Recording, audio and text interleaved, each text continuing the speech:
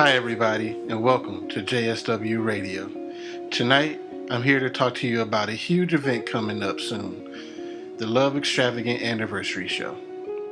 On May 21st, 2013, Justin Smith Williams, me, released my debut album, Love Extravagant, to the world. And now, I want to celebrate this moment with a big show for all of you music lovers out there. If you haven't experienced one of my events before, you owe it to yourself to check out this one-of-a-kind live experience. My band and I bring to the stage our own special brand of musical fusion, mixing live instruments, hip-hop, DJs, dance crews, and more to make sure that you guys leave our shows feeling better than when you came in and with memories that will stay with you for a lifetime. I also want this show to help put eyes on some of the other local artists out in our community. I want to help get them in front of a new set of eyes and maybe help them make some more money from merchandise sales. So as I said earlier, if you don't know a lot about me, my name is Justin Smith Williams, and like I said, just about a year ago I released my first album. As far as I can remember, music has always been a big part of my life. I picked up the sax in the 4th grade, and I've been playing it ever since, a little over 20 years now. I was born and raised in Detroit. When I was 20, I joined the Air Force, where I served for 8 years. During my time in the Air Force, I had the honor of getting to perform with Tops in Blue, the premier entertainment group in the Air Force. This afforded me the opportunity to travel around the world and perform for my fellow troops nationwide, overseas, and deployed. And it was one of the biggest honors of my life. It brought me out of my shell and helped me to develop the performer in me. And pretty much, I've been performing ever since. This special one-time event is coming live to you from the historic Heritage Theater in historic downtown Lincoln, California. I chose this venue because it is near and dear to my heart. This venue was the site of my album release concert and was also the location of a very special benefit concert that I had the honor of doing for a friend of mine.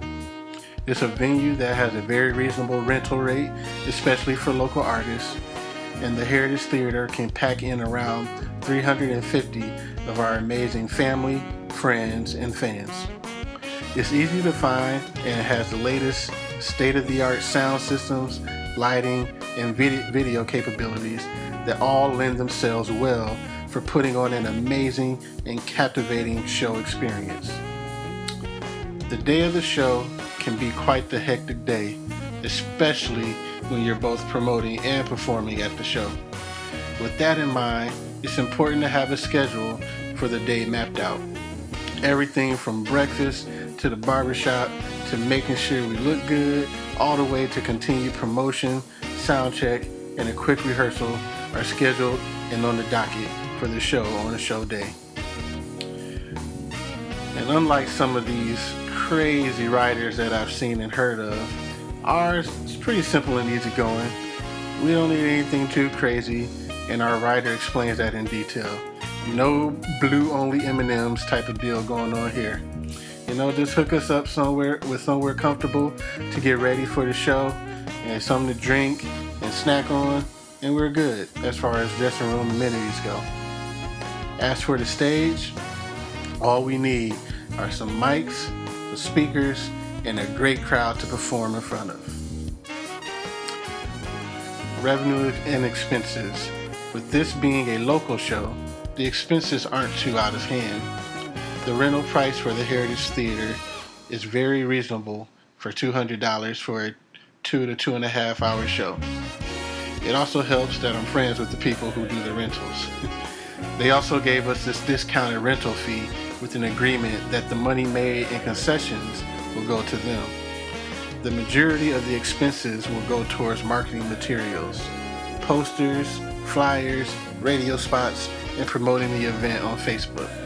We have around $1,000 budgeted for these marketing items. The rest of the marketing will be carried out through our social media campaign comprising of Facebook, Twitter, Instagram, and YouTube. And since this is a local show, the artists and musicians have agreed to perform for free pending building rental and marketing expenditures being covered from ticket sales. Our goal is to draw upon our combined fan bases and more to bring a different set of eyes on everybody and to help everybody make their money through merchandise sales. Since the theater can hold 350 people, our goal and marketing efforts are going towards packing that place. I say if it can hold 350, let's get 350. Ticket prices for the event are $10, and once the money from the rental costs and marketing expenditures have been made up, then the performers have agreed to split the remaining money from ticket sales. Now, when putting on any show, there are always certain risks involved. There's the possibility of losing money, artists not showing up, or even not being able to get a hold of additional artists for the show. But all of those risks and problems are fixable. If we lose money, we lose money.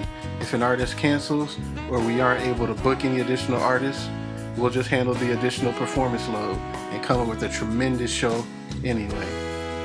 The biggest problem that we face is that nobody shows up. But with our marketing efforts, I don't see that being a problem.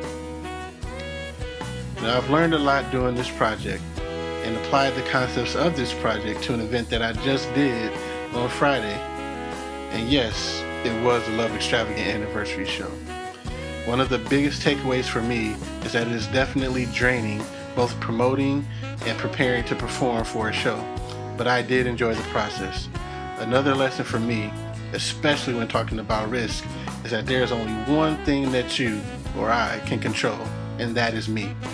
I can only control what I can do. So I have to just put in the work hard, and trust for everything else to take care of itself, which is what happened for this show. I brought a lot of unnecessary stress and pressure on myself, wanting this show to be perfect and to achieve a certain vision. Now, this isn't a bad thing, but once I let up on the what ifs and the what about this and just did what I could do, the rest took care of itself. You can't make anybody do anything. You can only hope that people like you enough to show up, or that your marketing was good enough to get people excited to come out to the show. And that comes with being consistent and putting out a consistent product in front of the people, and the rest will take care of itself. Thank you. My name is Justice Smith Williams, and I hope you have a good night. Bye.